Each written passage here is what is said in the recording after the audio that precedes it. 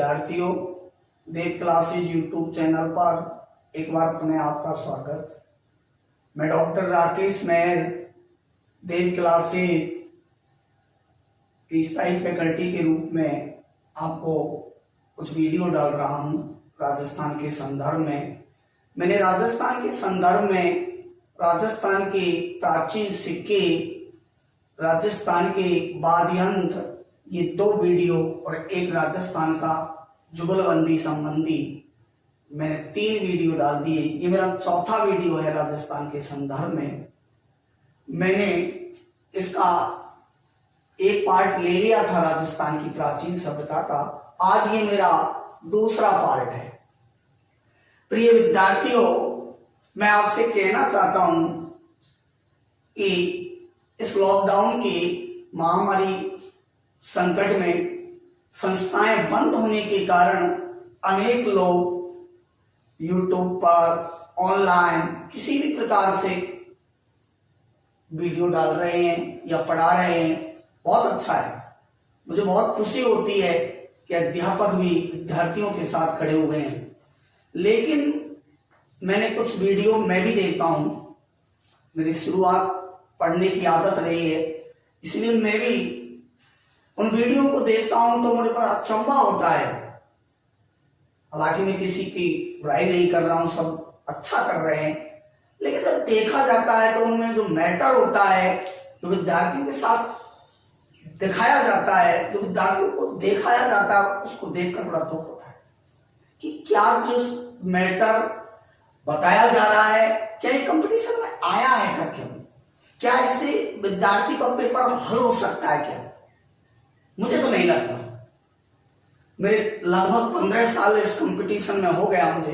मैंने बहुत अच्छे ढंग से राजस्थान के ऑल कंपटीशनों को देखा है और देखते देखते मुझे भी एक छोटा सा अनुभव है। मैं ये नहीं कहता कि मैं सर्वोपरि हूं, लेकिन इस अनुभव में मैंने बहुत से टीचरों की जो वीडियो देखी, उनका जो मैटर देखा, मुझे नहीं लगता कि वो कंपटीशन में बहुत अधिक लाभकारी हो सकता है। इस ऐसे भी संकट काल में, ऐसी स्थिति में भी आप विद्यार्थियों से खिलवाड़ कर रहे हो, मुझे अच्छा नहीं लगता। कमियां मुझ में भी है, मैं भी ये नहीं हूं कि पूर्ण, लेकिन कम से कम विद्यार्थियों के हित का ऐसा तो हो जिससे विद्यार्थी कुछ तो सीखे। प्रिय विद्यार्थियों, आज मैं आपको राजस्थान की प्राचीन सभ्यता का वीडियो नंबर 2 डाल रहा हूं। तो देखिए, राजस्थान की एक प्रश्न आया था आरपीएससी में। राजस्थान की, या तो रीट में आया हो, रीट में या सेकेंड ग्रेड, इनमें से एक परीक्षा में आया था। राजस्थान की प्रथम अलंकृत गुफा, राजस्थान की प्रथम अलंकृत गुफा, राजस्थान की प्रथम अलंकृत गुफा, राजस्थान की प्रथम अलंकृत गुफा बांका भीलवाड़ा में प्राप्त हुई है। ये प्रश्न था। राजस्थान की प्रथम अलंकृत गुफा बांका भीलवाड़ा में प्राप्त हुई है। याद रखना, मैं अलंकृत का मतलब होता है मणि चढ़ी, जिसकी भित्तियों पर अलंकरण हो, उकेरण हो या चित्रण हो। इसी प्रकार अगर इससे एक प्रश्न को थोड़ा सा हट करके, घुमा करके, और प्रश्न को अगर ऐसे पूछ लिया जाए कि बौद्ध धर्म की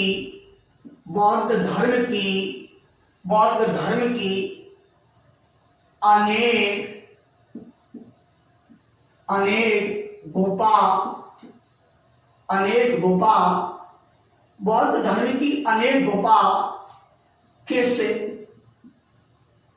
स्थान पर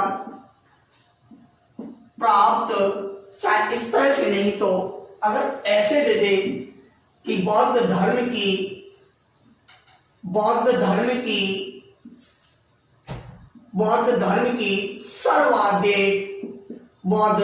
सर्वाधिक गुफा प्राप्त हुई है, तो आप प्रश्न को तुरंत बदल देना। राजस्थान में बौद्ध धर्म की सर्वाधिक गुफा प्राप्त हुई है, तो आप करेंगे कौलवी झालावाड़। कौलवी झालावाड़ में भी बौद्ध धर्म की अनेक गुफा प्राप्त हुई है। ये बौद्ध धर्म की कौलवी झालावाड़ में जो गुफा प्राप्त हुई है, ये महाराष्ट्र के औरंगाबाद की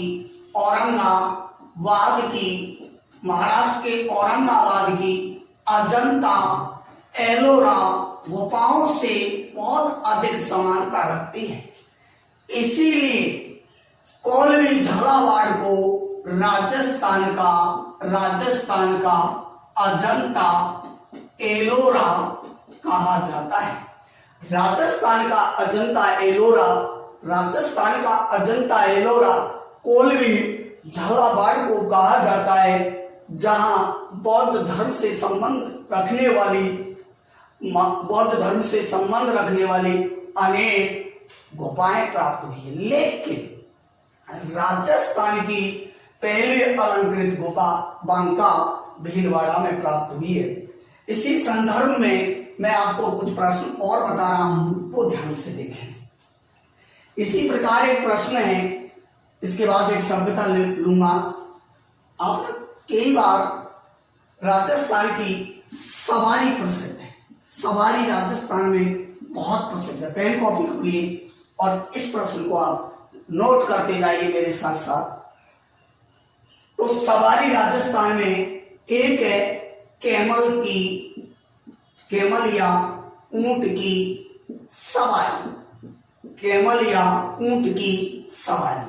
एक है हाथी की सवारी, एक है हॉर्स यानी घोड़े की सवारी, एक है राजस्थान में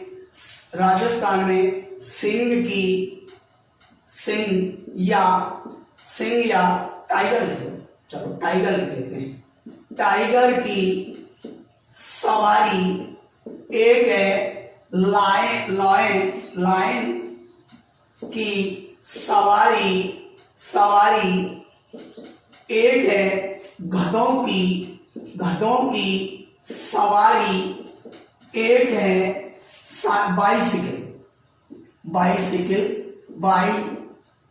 बाइसिकल की या साइकिल या बाइसिकल की सवारी राजस्थान की कहाँ की प्रसिद्ध है? एक बार दोबारा देखिए, कैमल ऊंट की सवारी। एक बार कॉपी में नोट करते जाएं ऐसे प्रश्नों को। चलो आपको ऊंट की सवारी याद है, सम, गांव, जैसलमेर, कोई बात नहीं, आपको याद है। हाथी की सवारी आपको याद है, आमेर, जयपुर, आपको याद है। हॉर्स सवारी बताइए, हॉर्स सवारी या घोड़े की सवारी पुष्कर अजमेर की प्रसिद्ध है। आपको याद है कि राजस्थान में घोड़े या हॉर्स की सवारी पुष्कर की प्रसिद्ध है। प्रश्न आएगा टाइगर की सवारी, आपको टाइगर की सवारी रणथंभौर की प्रसिद्ध है। कहाँ की प्रसिद्ध है? रणथंभौर की। एक है बाटर सवारी राजस्थान में कोटा की प्रसिद्ध है। बाइसिकल सवारी केरला देव भरतपुर की प्रसिद्ध है। गधों की सवारी शेखावाटी की प्रसिद्ध है।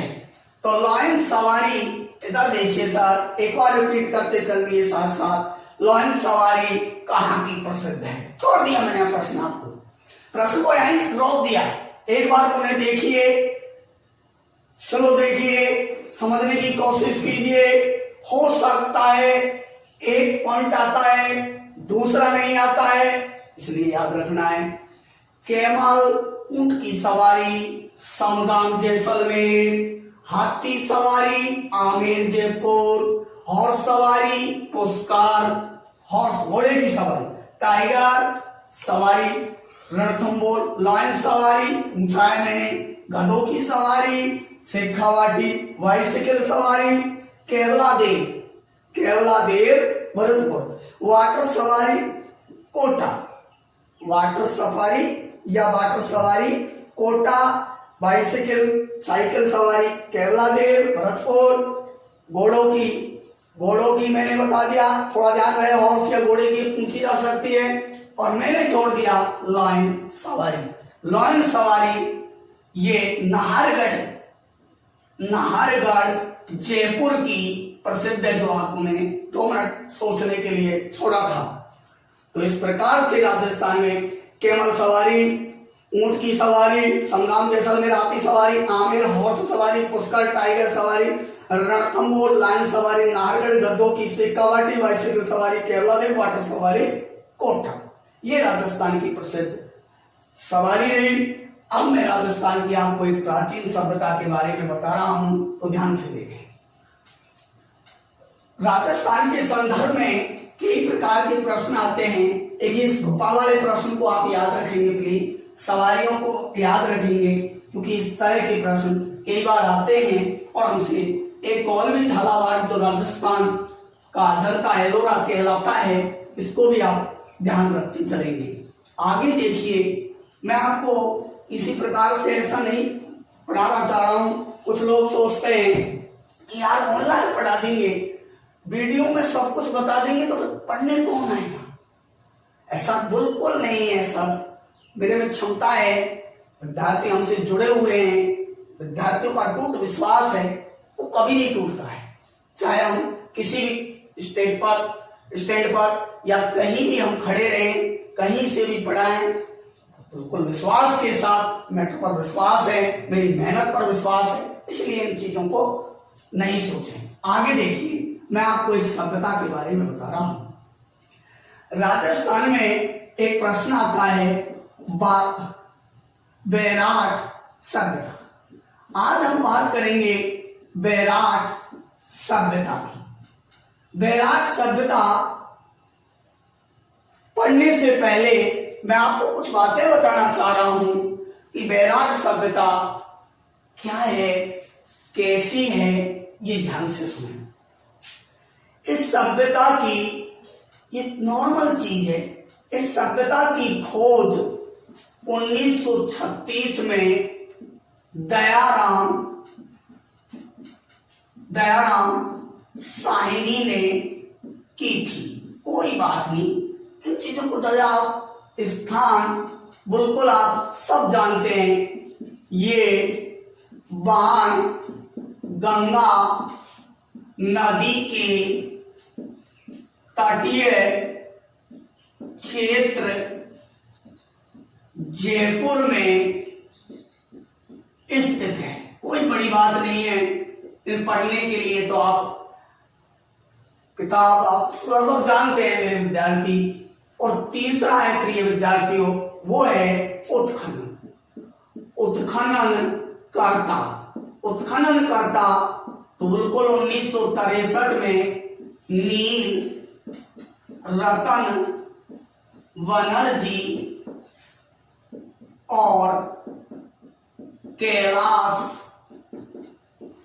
चंद के नेतृत्व में, ये भी कोई बड़ी बात नहीं है, नेतृत्व में ये भी कोई बड़ी बात नहीं है। हम बैराट सभ्यता पढ़ने से पहले एक अद्भुत तथ्य, अद्भुत बिंदु ये याद रखें। कई बार हम इस टाइप का भी प्रश्न आया है अद्भुत बिंदु में। अगर प्रश्न आपसे पूछ लिया जाए, कई बार ये आया हुआ प्रश्न बोल रहा हूं मैं, बैराट एक तो मत्स्य संघ की राजधानी। तो हम एकीकरण के समय चरण नंबर 1 में मत्स्य संघ बना, करौली, धौलपुर, भरतपुर, अलवर को मिला करके उस समय मत्स्य संघ की राजधानी मत्स्य संघ की राजधानी अलवर थी। लेकिन क्या प्रश्न सही है? सही या गलत? अलवर राइट। लेकिन अगर जाए मत्स्य जनपद शब्द को देखिए, मत्स्य जनपद की राजधानी स्थित थी। मत्स्य जनपद की अगर यहां जनपद शब्द आ जाए यानी महाभारत काल का अगर तथ्य आ जाए तो आपको करनी है विराट नगर। ये आपको ध्यान रखना है। प्लीज एक बार पुनः देखिए। अगर प्रश्न इस तरह से आए कि मत्स्य संघ की राजधानी, संघ अगर आए तो आप समझ जाना एकीकरण से संबंध में पूछ रहा है और अलवर है राजधानी। लेकिन अगर मत्स्य जनपद की राजधानी पूछे तो आप तुरंत बदल जाना और विराट नगर कर देना। एक है वो देखिए, विशेषताएं, सभ्यता की विशेषताएं बहुत महत्वपूर्ण है। क्या क्या विशेषताएं सभ्यता की, क्या क्या प्रश्न आते हैं इस सभ्यता से, वो देखिए।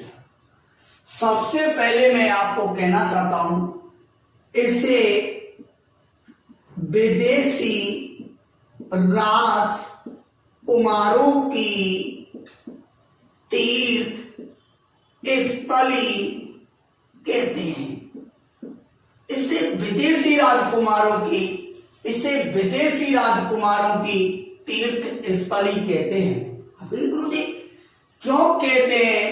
क्या कारण था कि इस सभ्यता को विदेशी राजकुमारों की तीर्थ स्थली कहते हैं? तो आप प्लीज एक बात, फर्स्ट बात चीनी यात्री हैनसांग आया। चीनी यात्री हैनसांग आया और चीनी यात्री हैनसांग ने यहीं बैठकर सीयू की पुस्तक की रचना की थी। प्रश्न को ध्यान से देखिए। मैंने कहा है विराट सभ्यता की पहली विशेषता बोल रहा हूं, इसे विदेशी राजकुमारों की तीर्थ स्थली कहते हैं। क्यों कहते हैं? क्योंकि चीनी यात्री हैनसांग आए और हैनसांग ने यहीं बैठ करके एक पुस्तक की रचना की जिसे कहते हैं सीयू की। आप कहेंगे सीयू की में क्या लिखा है? इसमें पुष्य भूति या वर्धन वंश का इतिहास लिखा गया है। पुष्यभूति या वर्धन वंश का इतिहास लिखा गया है सीयूकी में पुष्यभूति या वर्धन वंश का इतिहास लिखा गया है। बेटा प्रश्न आए, यहां से एक बहुत बड़ा प्रश्न उठता है। वो प्रश्न ये है, आप देखिए मेरे टॉपिक के अंदर मैंने कभी भी ये शो नहीं होने देता हूं कि यार यहां पढ़ा देंगे तो कोचिंग में कौन आएगा। अरे यहां पढ़ाएंगे तभी तो कोचिंग में आएंगे। आप क्या आपसे ही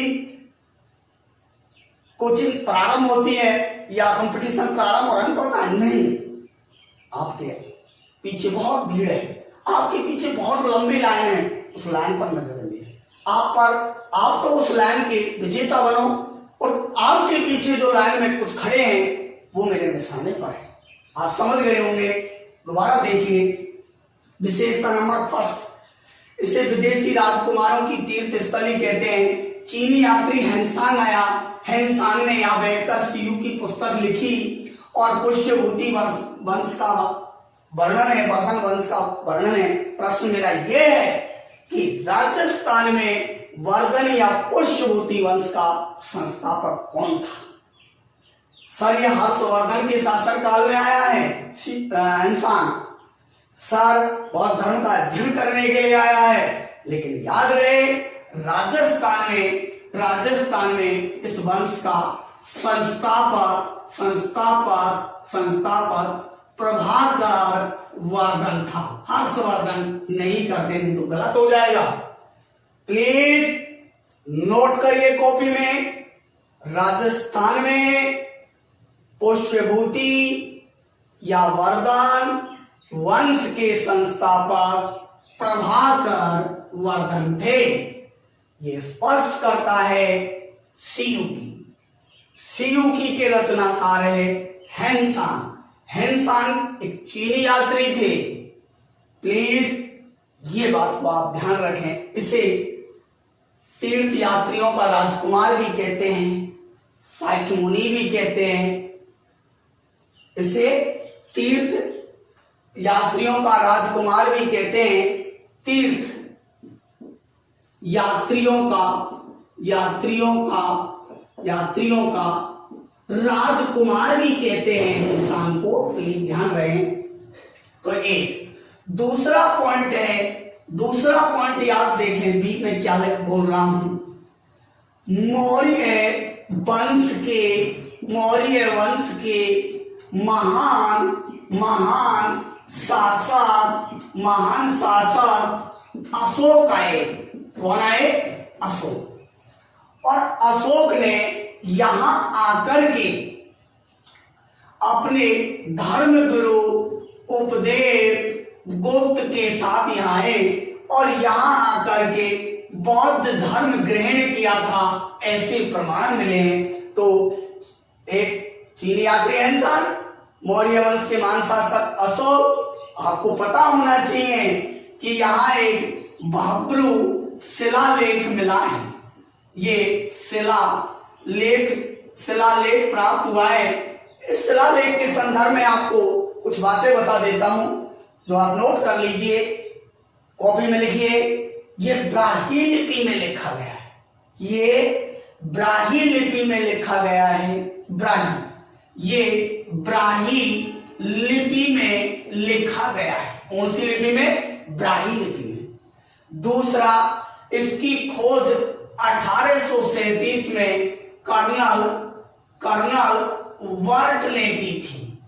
नोट करिए, खोजकर्ता कर्नल वर्ट।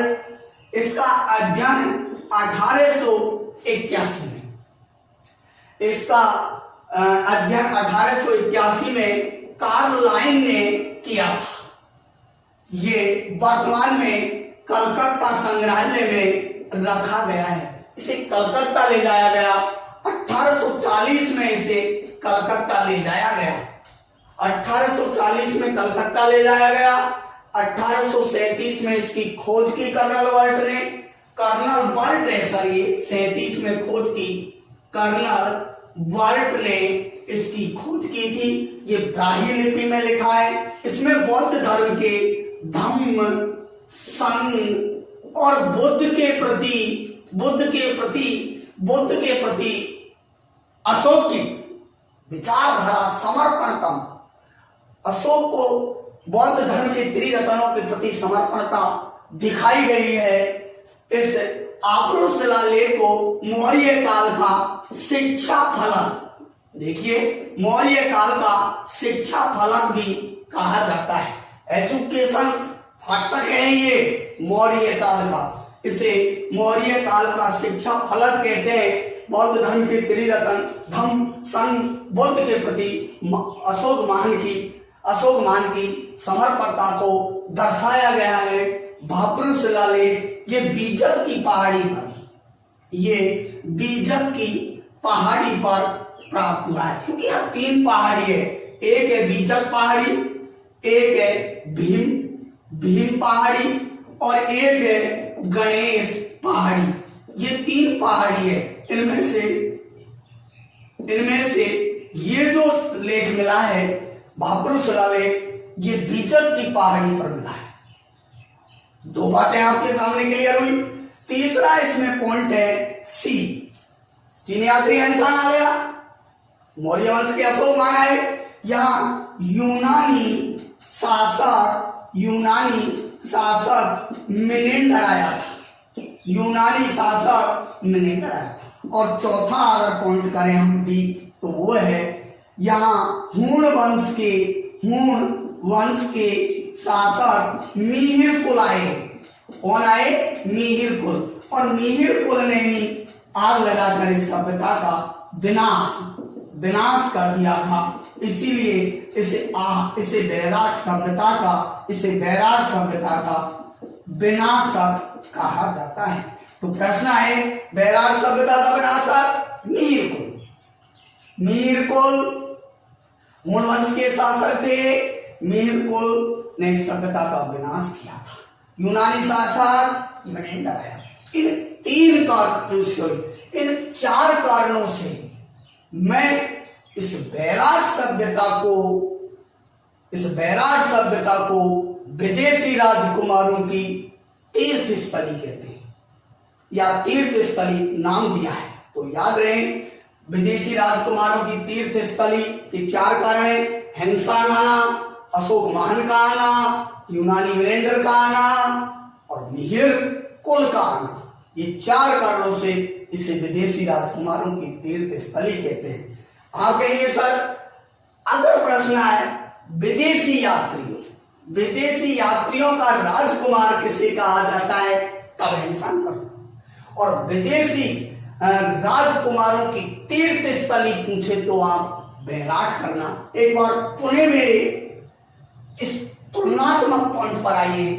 तुलनात्मक पॉइंट में मैं ये कहना चाह रहा हूं आपसे कहीं कि विदेशी राजकुमारों की तीर्थ स्थली बैराट है, तो विदेशी राजकुमार विदेशी तीर्थ यात्रियों का राजकुमार विदेशी, दोबारा सुनिए, विदेशी राजकुमारों की तीर्थ स्थली बैराट सभ्यता है, तो विदेशी तीर्थ यात्रियों का राजकुमार हिंसांग है। नोट कर लो, अभी नोट करो। मैंने देख रहा था 2-5 दिन से कि चलो मैटर में कुछ हो, लेकिन जब देखा मैंने तो अब से मेरी सभी वीडियो को आप अपने रिश्तेदार, परिवार, भाई, बंधु सबको दिखाओ, चाहे वो फर्स्ट ग्रेड हो, चाहे वो सेकंड ग्रेड हो, चाहे वो RAS हो, उसको दिखाओ एक बार। निश्चित है, मुझे विश्वास है जरूर पसंद करेगा। तो नोट करिए, कॉपी में लिखिए, विदेशी राजकुमारों की तीर्थ स्थली बैराट सभ्यता को कहते हैं, तो विदेशी तीर्थ यात्रियों का राजकुमार हिंसांग को कहते हैं। लास्ट, विदेशी तीर्थ यात्रियों का राजकुमार हिंसांग कहलाता है। अब देखिए सर, इस सभ्यता का एक विशेषता हुई। दूसरी विशेषता, इस विशेषता में किसी प्रकार का डाउट हो मैसेज कर देना, मैं देख लूंगा। जो भी अगर आपको कोई किसी प्रकार का कोई प्रश्न मुझे से पूछना है, आपको कोई भी डाउट है इससे संदर्भ में, मैसेज पूछिए। कोई फैकल्टीज भी अगर आपसे इस बात पर, विषय पर बात करें, तो उसको अभी पूर्णतः नहीं दिया है मैंने, पूर्णतः दे देता तो एक ही विशेषता 1 घंटे की है। आगे देखिए सर, अगला पॉइंट,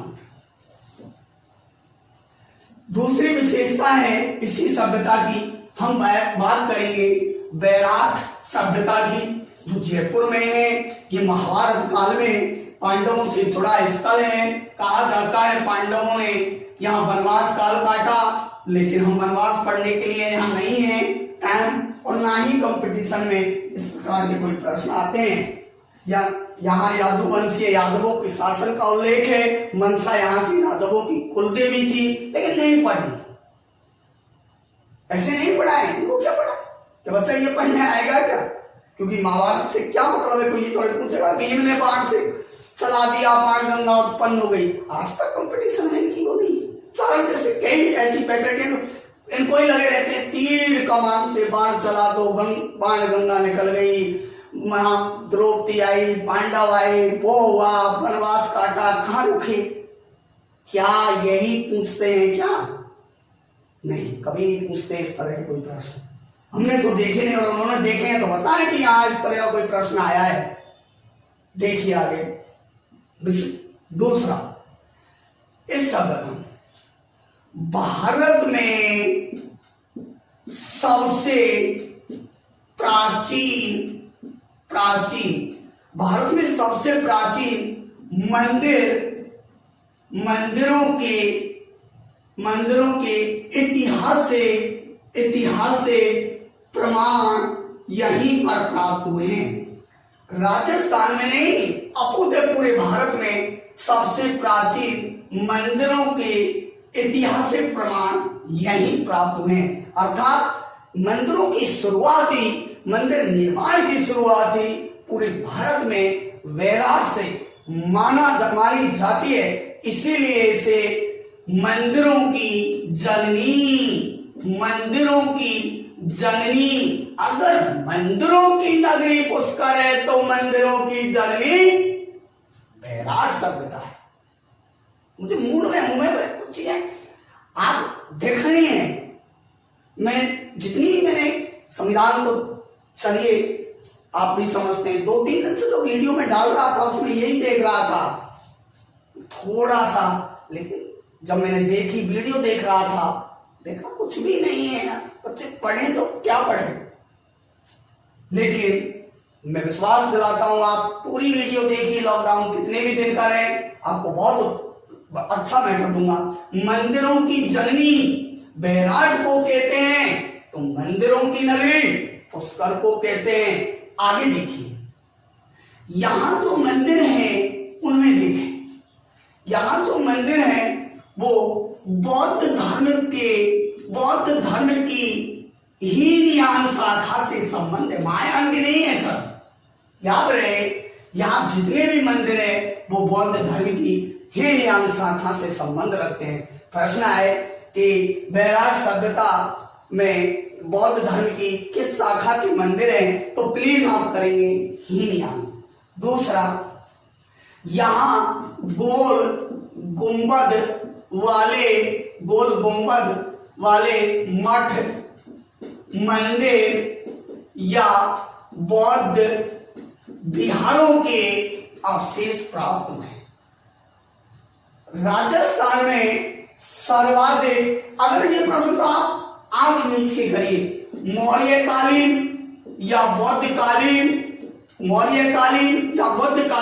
सर्वाधिक अवशेष, आप बिना सोचे समझे वैराट कर देना। ये तो आप एक फैक्ट है, सर्वाधिक मौर्यकालीन, सर्वाधिक बौद्ध युगीन या बौद्धकालीन अवशेषों की प्राप्ति हुई है वैराट।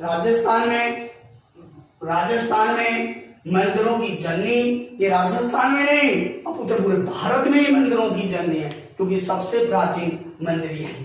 तीसरी विशेषता को आप ध्यान से देखें, यहां सेल यानी चट्टान, रॉक, सेल चित्रण प्राप्त हुआ है, और ये उकरण विधि या उकरण विधि का है, औकर पद्धति में है। तो ये जो सेल चित्रण है, यहाँ का जो चट्टानी चित्रण है, इस चट्टानी या सेल चित्रण से स्पष्ट होता है कि यहाँ आर्यनों का आगमन रहा है। प्रश्न आएगा, राजस्थान की वह सभ्यता जिसके सेल चित्रण से स्पष्ट होता है कि राजस्थान राजपूताना में भी आर्यों का आगमन रहा, तो ये वैराट सभ्यता के सेल चित्रण से ये स्पष्ट होता है कि राजस्थान में आर्यों का आगमन रहा। सर, वैराट सभ्यता से एक प्रश्न और आ सकता है, वो देखिए कैसा। आपने अभी पढ़ रहे थे कि वैराट सभ्यता में बौद्ध धर्म की गोल गुंबद वाले मठ, मंदिर, बौद्ध विहार। इसी प्रकार एक है त्रिरत्न स्वास्तिक्स। त्रिरत्न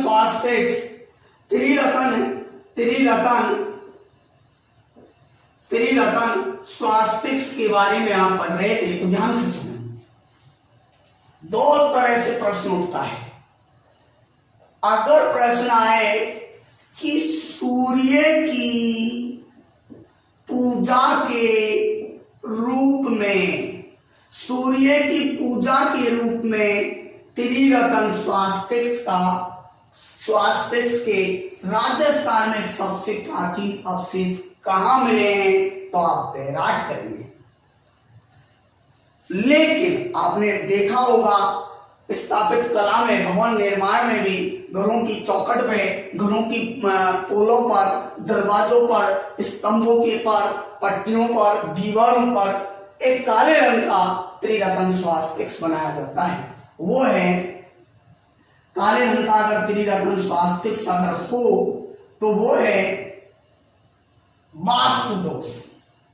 किसका प्रतीक है? सूर्य पूजा करें, वास्तु दोष का प्रतीक है। तो बस बन गया प्रश्न। कैसे? राजस्थान में सबसे पहले वास्तु दोष के रूप में त्रिरत्न स्वास्तिक के प्रमाण, वास्तु दोष के रूप में सबसे पहले त्रिरत्न स्वास्तिक के प्रमाण बागोर सभ्यता में प्राप्त हुए हैं, भीलवाड़ा जी में। तो सूर्य की पूजा के रूप में राजस्थान में सबसे पहले त्रिरत्न स्वास्तिक के प्रमाण कहां मिले हैं? बैराट। फिर आइए तुलनात्मक पद्धति पर ही दोबारा तुम सुनिए मेरे पॉइंट को। सूर्य की पूजा के रूप में त्रिरत्न स्वास्तिक के, सूर्य की पूजा के रूप में त्रिरत्न स्वास्तिक के अगर सबसे पहले राजपूताना राजस्थान में अवशेष मिले हैं तो बैराट। लिख लीजिए, नोट कर लीजिए। और अगर आए वास्तु दोष, जैसे एक अपन घरों में चंदन का बना देते हैं, सिंदूर का बना देते हैं, लोटे पर, मूर्ति पर, मंदिरों में, शादी मांगलिक अवसरों पर, धार्मिक कार्यक्रमों पर वो जो सूर्य का चित्र है वो त्रिरत्न स्वास्तिक है, वो सूर्य की पूजा के रूप में। तो सूर्य की पूजा के रूप में त्रिरत्न का बैराट में, जबकि जो घरों की दीवारों पर जो बनाया जाता है, घरों की दीवारों पर जो बनाया जाता है काले रंग का, वो वास्तु दोष का प्रतीक है। और वास्तु दोष के प्रतीक के रूप में इस त्रिरत्न स्वास्तिक का प्रमाण राजस्थान में सबसे पहले बागोर सभ्यता में प्राप्त हुए हैं। आगे देखिए इसकी अन्य विशेषता। बैराट सभ्यता में, एक बार रिपीट कर ले, भारत में सबसे प्राचीन मंदिरों की ऐतिहासिक प्रमाण यही मिले हैं। सबसे पहले मंदिर बनाने की पद्धति प्रारंभ भारत में यहीं से हुई है। यहाँ बौद्ध धर्म की हीनयान के गोल गुंबद वाले मठ मंदिर बौद्ध विहार है। यहाँ राजस्थान में सबसे ज्यादा मौर्य काल, बौद्ध काल के अवशेष बैराट में ही प्राप्त हुए हैं। और इसी प्रकार मैंने कहा कि यहाँ के शैल चित्रण से, यहाँ के शैल यानी चट्टानी चित्रण से स्पष्ट होता है कि यहाँ आर्यों का आगमन रहा। काली सभ्यता में त्रिरत्न स्वास्तिक सूर्य पूजा के रूप में विद्वान था। सबसे पहले सूर्य की पूजा त्रिरत्न स्वास्तिक प्रतीक के रूप में करने के प्रमाण इसी सभ्यता में ही तो प्राप्त हुए। आगे देखिए इस सभ्यता की विशेषता नंबर अगली जो भी पॉइंट है, राजस्थान में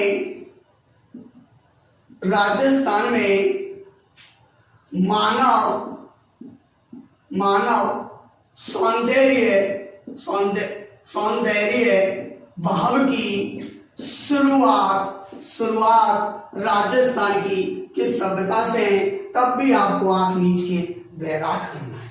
सर, बैराट सभ्यता में एक राम सिंह के शासनकाल में, राम सिंह द्वितीय के शासनकाल में एक मंजूसा प्राप्त हुआ है। बॉक्स मंजूसे पर लेख लिखा हुआ है। इससे स्पष्ट होता है कि महात्मा बुद्ध की महात्मा बुद्ध की हड्डियों का विसर्जन बाण गंगा नदी में किया गया। इससे ही स्पष्ट होता है। इस सभ्यता की एक विशेषता ये भी है, इसमें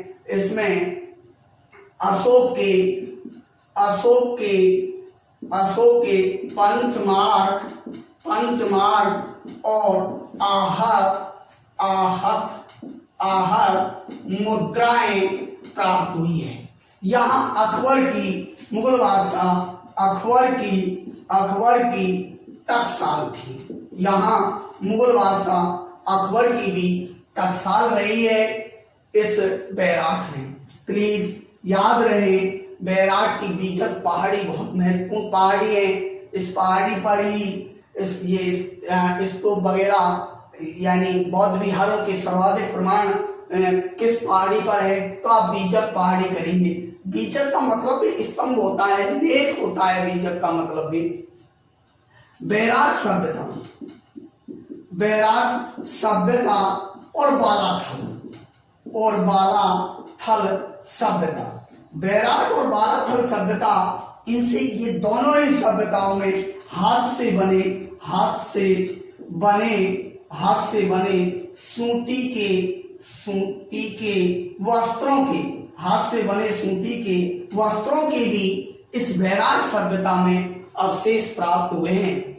बैराट सभ्यता बाणगंगा नदी के तट पर जयपुर में स्थित है। यहाँ यदुवंशीय यादव वंश का शासन काल था और यहाँ के मनसा माता यहाँ के यादवों की कुल देवी रही है।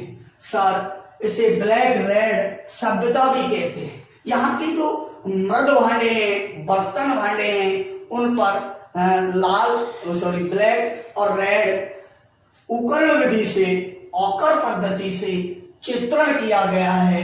ये बैराट सभ्यता की एक महत्वपूर्ण विशेषता है, एक अद्भुत विशेषता है बैराट सभ्यता की।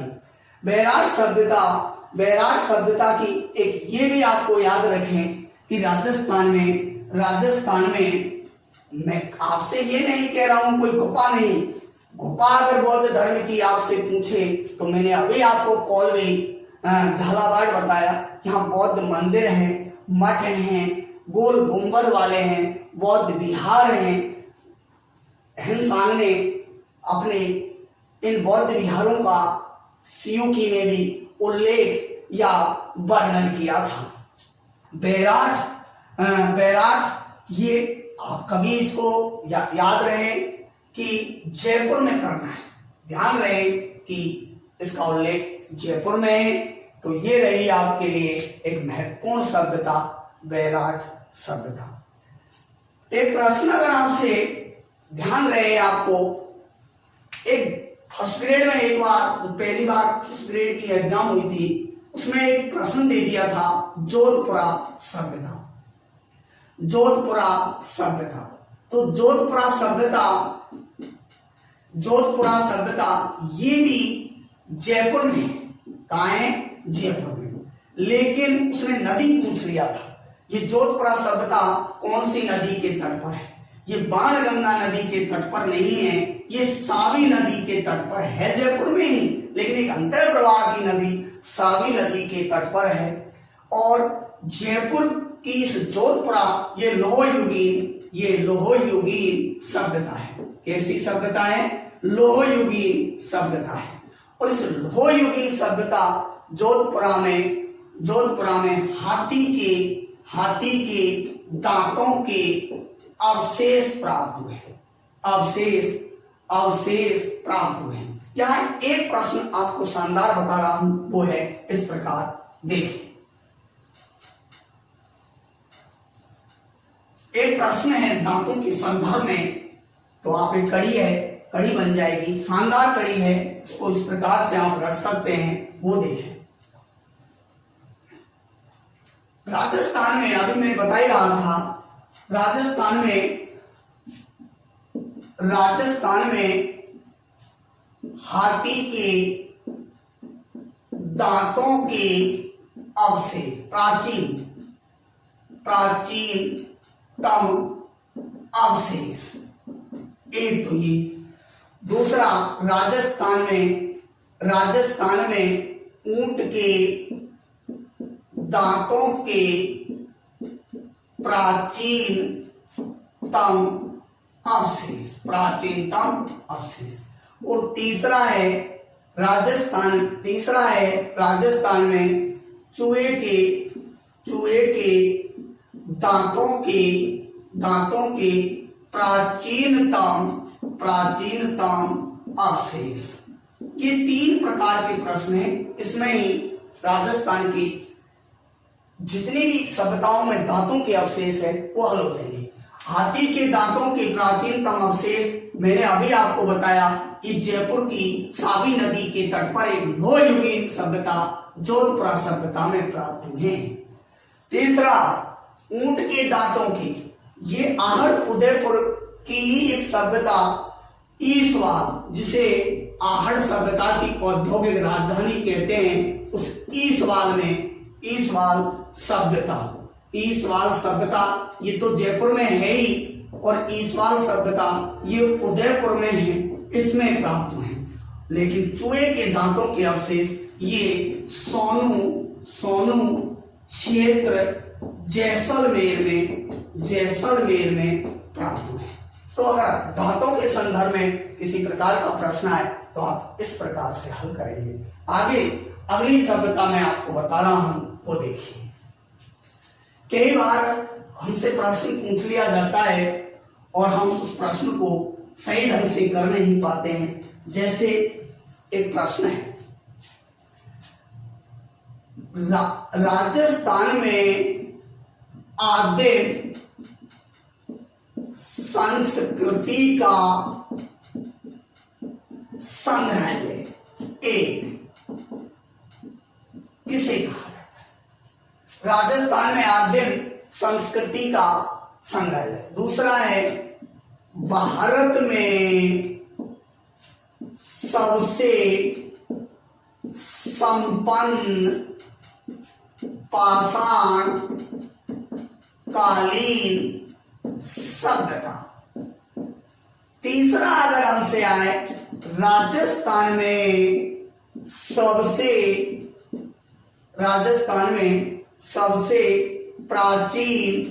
प्राचीन पशु पालन सभ्यता। ये 3 प्रकार के प्रश्न हैं। राजस्थान में आदिम संस्कृति का संग्रहालय किसे कहते हैं?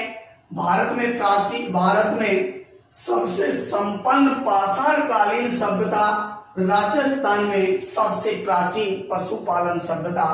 और इन तीनों का उत्तर एक ही है, और वो सभ्यता है बागोर सभ्यता। ये सर बागोर सभ्यता ये कहाँ है? ये कोठारी नदी के तट पर स्थित है, और ये भीलवाड़ा में स्थित है। इसकी खोज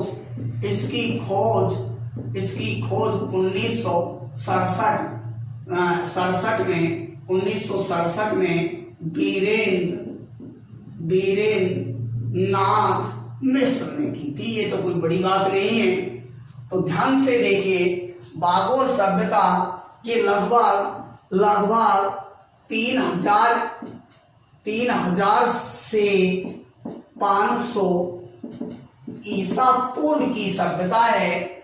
और बागोर सभ्यता ये लौह युगीन सभ्यता के प्रमाणों की बहुलता के लिए प्रसिद्ध है।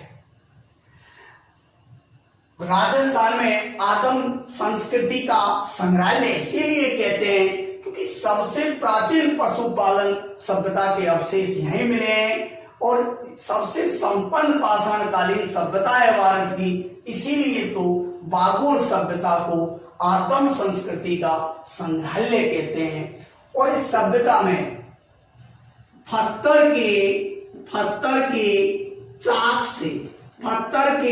से मिट्टी के बर्तन बनाने के अवशेष इस सभ्यता में ही प्राप्त हुए। एक बैसाखी नंदन गधों की हड्डियों के सबसे प्राचीन अवशेष इस भीलवाड़ा की कोठारी नदी के तट पर स्थित इस बागोर सभ्यता में ही इस प्रकार के गधों की हड्डियों की सबसे प्राचीन अवशेष इस सभ्यता बागोर सभ्यता में प्राप्त हुए हैं। देखिए सर, मंदिरों की मैंने बात की, लेकिन अगर चाक, मिट्टी के बर्तन बनाने के जो चाक है, इसकी पूजा के प्रमाण भी सबसे पहले कहाँ प्राप्त हुए हैं? बागोर सभ्यता में प्राप्त हुए हैं। ये है आपकी छोटी सी, इससे कम प्रश्न आते हैं। जब आप कहेंगे सर इसमें पढ़ाने को कुछ और नहीं है क्या? है, लेकिन वो अनावश्यक है, उसकी उपयोगिता नहीं है कंपटीशन में। जैसे ही दूसरी महत्वपूर्ण सभ्यता आएगी, मैं आपको उसमें इस प्रकार के प्रश्न बताऊंगा जो महत्वपूर्ण है कंपटीशन के लिए। एक बात आपसे मैं एक प्रश्न पूछना चाह रहा हूं, वो ये है कि राजस्थान में थोड़ा सा अगर प्रश्न को घुमा दिया जाए, जैसे राजस्थान की परमाणु नगरी, राजस्थान की परमाणु नगरी, क्या करोगे आप? राजस्थान की परमाणु, राजस्थान की परमाणु नगरी, राजस्थान की परमाणु नगरी, और एक है राजस्थान की अणु नगरी। राजस्थान की अणु नगरी किसे कहते हैं? तो राजस्थान की परमाणु नगरी किसे कहते हैं? राजस्थान की परमाणु नगरी अगर पूछे तो पोखरण को, पोखरण जैसलमेर को कहते हैं। तो राजस्थान की अणु नगरी रावत भाटा, रावत भाटा को कहते हैं। इस प्रकार से ये प्रश्न आते हैं, इनको आपको याद रखना है। आगे मैं आपको एक सभ्यता के बारे में बता रहा हूं, और वो है एक महत्वपूर्ण सभ्यता जिसमें से कई बार प्रश्न आए हैं, और वो है आहड़ सभ्यता। क्या है? आहड़ सभ्यता। आहड़ सभ्यता एक महत्वपूर्ण सभ्यता है, और इसके विषय में कल करेंगे अपन बात। देखते रहें, सब्सक्राइब करें। देव क्लासेज यूट्यूब चैनल को आप लाइक करें। मेरे सभी देव क्लासेस से जुड़े विद्यार्थियों से अनुरोध है कि अपने घर बैठे इन क्लासों को लाभ लें। वीडियो जितनी भी हमने डाली है, मैं तो ये कहता हूं कि मेरी वीडियो को आप एक बार देखें, और देख करके गाइड, किताब और अन्य इंस्टीट्यूटों की जो डाली गई वीडियो है उनसे तुलनात्मक विश्लेषण करें, और ऐसा लगे कि हाँ उपयोगी है तो आप पढ़ें, शेयर करें और सब्सक्राइब करें। बहुत बहुत धन्यवाद।